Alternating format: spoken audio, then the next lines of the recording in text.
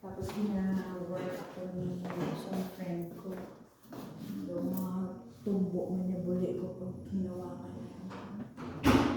niya. Inisog mo, nag-aamo lang ko na nag-type. Eh kasi ang tingin mo nandito.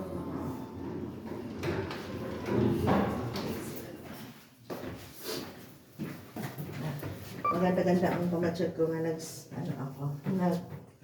magmahaba ang lakaran ay rin. Did you forgot something? Okay. Go ahead.